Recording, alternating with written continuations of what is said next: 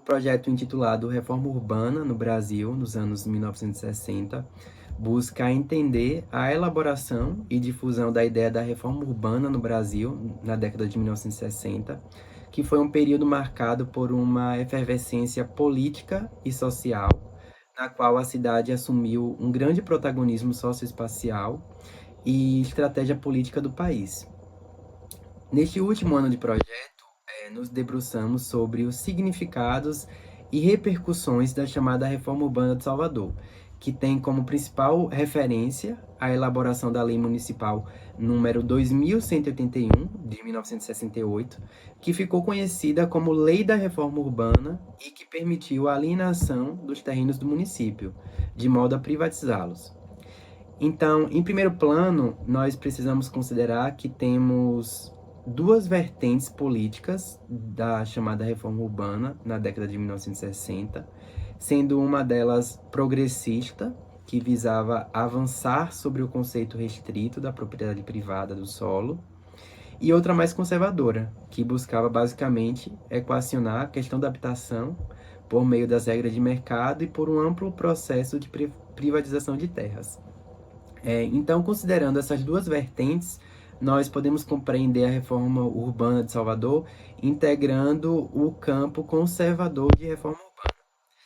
Então, nesse sentido, nós buscamos compreender as iniciativas que foram tomadas pelo governo municipal, na figura do então prefeito Antônio Carlos Magalhães, a partir da aprovação dessa lei, e como o prefeito se apoiou nessa lei para justificá-la como um elemento fundador de uma reforma urbana na cidade. Para isso, nós recorremos à pesquisa em órgãos públicos, institutos, bibliotecas, além de documentos em acervo digitais e documentários, para investigar alguns discursos do prefeito e também a repercussão que a aprovação dessa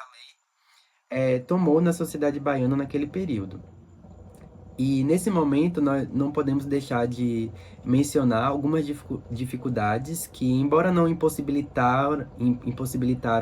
o andamento da pesquisa, impuseram alguns limites. A principal dificuldade foi exatamente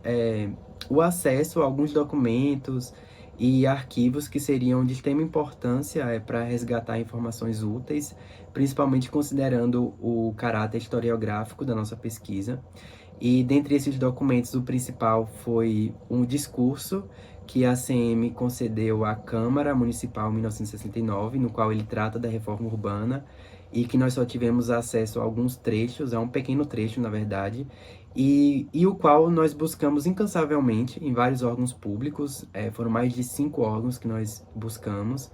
entre eles a Fundação Mário Leal Ferreira e o próprio Instituto ACM, e que infelizmente não encontramos. Mas, tratando agora um pouco sobre os resultados obtidos, dentre outros estão principalmente o mapeamento das propriedades que foram vendidas pela prefeitura entre os anos de 1968 e 1978, e também a sistematização de matérias e documentos que foram encontrados nos órgãos públicos e instituições que pesquisamos, sobre a temática. E a partir dos resultados e direcionamentos obtidos, nós podemos notar que a percepção da reforma urbana esteve atrelada a uma suposta necessidade de modernização da cidade, que vinha sendo buscada desde o início do século XX, e que encontrava como principal entrave a rígida estrutura fundiária da cidade que foi herdada do período colonial.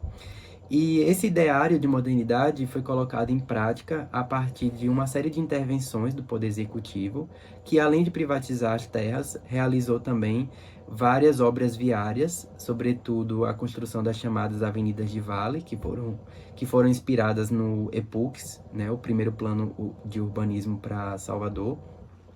E aqui nós podemos destacar a grande propaganda midiática que foi realizada pelo governo em torno da inauguração dessas vias,